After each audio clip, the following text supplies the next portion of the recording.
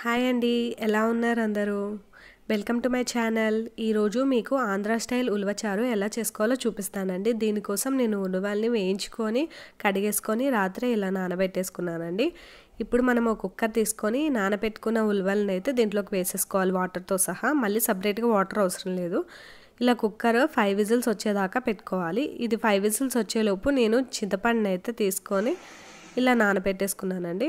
ఇప్పుడు దీనికోసం కావాల్సిన పదార్థాలు అయితే 3 టమాటాలని ఇలా కోసేసుకున్నాను. అండ్ పచ్చిమిర్చి, కరివేపాకు, వెల్లుల్లిపాయలు, 3 ఉల్లిపాయలను అయితే ఇలా సన్నగా తరుక్కున్నాను.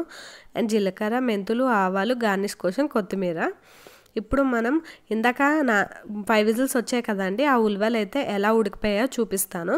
ఇలా కొంచెం మెత్తగా ఉడికిపోతే సరిపోతుందండి, మరి పేస్ట్ లాగా అవసరం లేదు. ఇప్పుడు దీన్ని పక్కన పెట్టేసుకుందాం.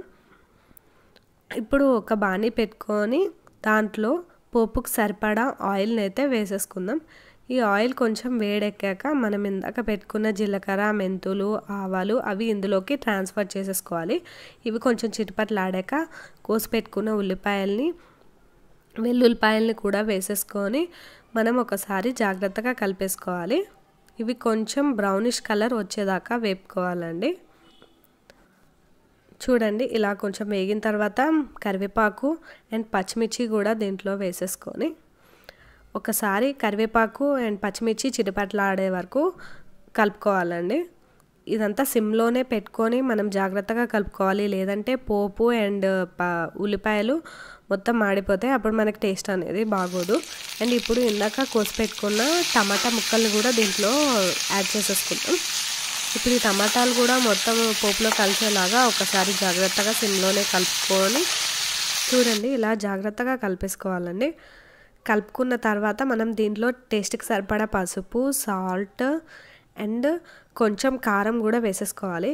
ఒకవేళ మీకు ఇందులో కానీ ఉప్పు కానీ కారం కానీ సరిపోకపోతే ఒకసారి లాస్ట్లో వేసుకుందాం. చింతపండు పులుసు ఇవన్నీ వేస్తాం కదా, అప్పుడు ఒకసారి చూసుకొని వేసుకుంటే సరిపోతుంది.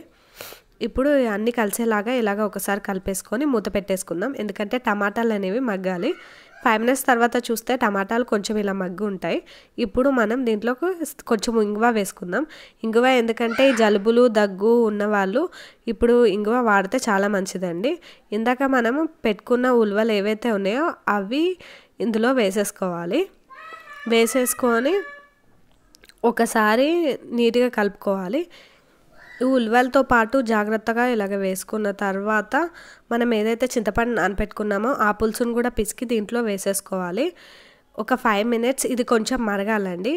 ఒకవేళ మీకు కొంచెం చిక్కగా కావాలి అంటే ఒక గ్లాస్ వాటర్ యాడ్ చేసుకోవచ్చు. అండ్ ఇది ఒక 5 మినిట్స్ మరిగిన తర్వాత మనం ముందుగా పెట్టుకున్న కొత్తిమీరని అయితే గార్నిష్ చేసుకొని దించేసుకోవడమే. థ్యాంక్ యూ అండి. Thank you for watching.